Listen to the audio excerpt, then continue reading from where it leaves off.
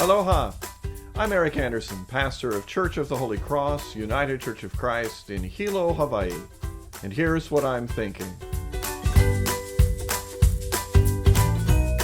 I'm thinking about the 32nd chapter of Genesis, the story of Jacob's all-night wrestling match with a stranger.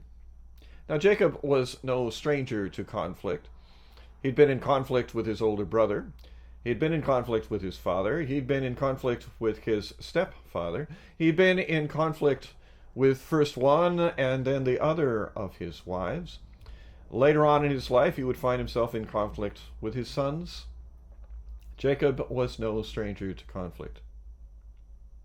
On this occasion, he was actually on his way back to live in the neighborhood of his older brother once again, and was justifiably anxious about the renewal of that conflict. He had sent his servants, his flocks and herds, the symbols of his wealth, on ahead. He had sent his children and his wives on ahead. It seems to have been some sort of gesture to say to Esau that he was making himself vulnerable, that he was being generous as he returned to the family home. But on this night, Jacob found himself wrestling with a stranger. Neither one of them could get the advantage over the other until the stranger actually dislocated Jacob's hip. Even that was not enough to prevent Jacob from holding on. Jacob demanded the stranger's name, which he didn't get. But the stranger said, "You have struggled with human beings and with God, and you have prevailed." And then the stranger blessed him.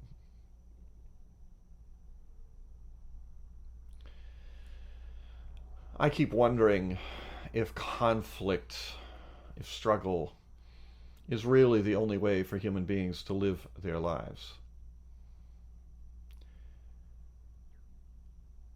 But apparently, at least some portion of that is the way of the world. Jacob that night wrestled in ignorance. We have come to understand that great wrestling match as one between Jacob and some sort of manifestation of the divine, of God, an angel, we usually say. The point is that we, although not physically, we struggle with God all the time. We struggle with God about the things that we do not understand. We struggle with God about the things that we suffer. We struggle with God about the things that we want and don't have. We struggle with God over the demands that God makes of us. We struggle with God sometimes because we'd like God to make some demands of us, and God asks nothing. Struggle with God, struggle with our relationship with God, struggle with our understandings of God. This is indeed how it goes. We, of course, also struggle with the realities of the world, sometimes in real physical conflict with other human beings. But right now, of course, we have a struggle with a pandemic. We have a great struggle over the nature of racial justice in the society. Many, many struggles. From Jacob, we get the inspiration to hang on. Not to the conflict, but to the struggle. To seek in the struggles themselves what blessing we can find, Struggling with an angel or with God, the blessings will be great. Struggling with a virus, well, the blessings will be less.